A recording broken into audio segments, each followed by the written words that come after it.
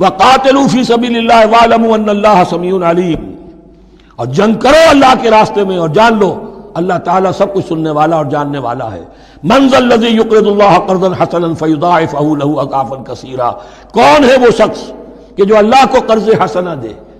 یہ انفاق جب کیا جاتا ہے خالص اللہ کے دین کے لیے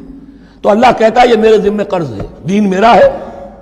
تم میرے دین کو غالب کرنا چاہتے ہو، میری حکومت قائم کرنا چاہتے ہو، تو جو کچھ اس میں خرچ کرو گے وہ مجھ پر قرض ہے، قرض حسنہ ہے۔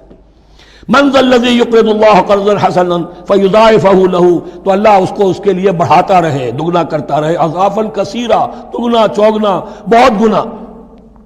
واللہ یقبض ویبسط، اور اللہ کے اختیار میں کسی چیز کو چھوٹا کر دینا، سکیر دینا اور کھول دینا اور کشائش کر دینا۔ وَإِلَيْهِ تُرْجَعُونَ، اور اسی کی طرف تمہیں لوٹا دیا جائے گا۔ یہاں دیکھیے یہ دونوں چیزیں، جہاد بالنفس اس کی آخری شکل قتال،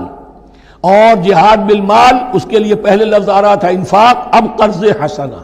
اللہ کو قرض حسنہ۔ أَلَمْ تَرَ إِلَى الْمَلَإِ مِن بَنِي إِسْرَائِيلَ مِن بَعْدِ مُوسَىٰ،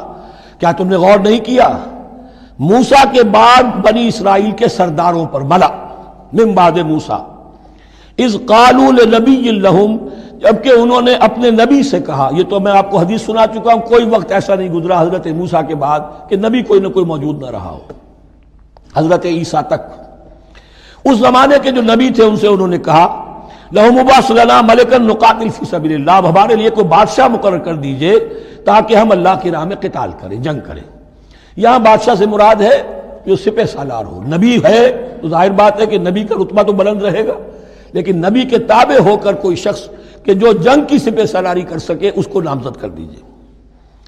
قال هل عصیتم ان کتب علیکم القتال الا تقاتلوا، جو نبی تھے یہ سموئیل نبی تھے، سموئیل، یہ آپ اولڈ ٹیسٹمنٹ میں پڑھیں گے سموئیل نبی۔ انہوں نے کہا کہ اس کا بھی اندیشہ ہے کہ جب جنگ فرض کر دی جائے اللہ تقاتلوا، پھر تم جنگ نہ کرو، یعنی ابھی تو بڑے تمہارے دعوے ہیں، بہادری دکھا رہے ہو، بڑا جوش و خروش ہے، کہیں ایسا تو نہیں ہوگا کہ ادھر سے میں اللہ تعالیٰ سے اجازت بھی لوں جنگ کی اور تمہارے لیے کوئی سپہ سالار یا بادشاہ بھی بنا دوں اور پھر تم جنگ سے کرنی کترا جاؤ۔ قالوا وما لنا الا نقاتل فی سبیل اللہ، ان کا کیا کیسے ممکن ہے کہ ہم اللہ کی راہ میں قتال نہ کریں؟ وقد اخرجنا من دیارنا وابنائنا، جبکہ ہمیں نکال دیا گیا ہے ہمارے گھروں سے اور ملکوں سے اور اپنے بیٹوں سے، یعنی ان کی اولاد کو تو انہوں نے غلام بنا لیا، ان کی عورتوں کو باندیا بنایا، اب یہ تو نکلے ہوئے ہیں اپنے ملکوں سے، خوف سے بھاگے ہوئے۔ فلما كتب عليهم القتال، تو جب ان پر وہ جنگ فرض کر دی گئی، تولوا الا قليلا منهم، تو پیٹھ پھیر گئے سب کے سب سوائے کچھ لوگوں کے۔ یہ گویا کہ تنبیہ کی جا رہی ہے مسلمانوں، تم بھی بہت کہتے رہے ہو کہ حضور ہمیں جنگ کی اجازت ملنی چاہیے، ہم کب تک یہ ظلم سہیں گے؟ لیکن ایسا نہ ہو، دیکھو اب جب جنگ کا حکم آئے، اب پڑھ چکے ہم وہ آیت کتب علیکم القتال وہو کرہ لکم، اب اچھی نہیں لگ رہی جنگ، جان تو پیاری ہے، تو اب دکھا دیا گیا وہاں بھی یہ ہوا۔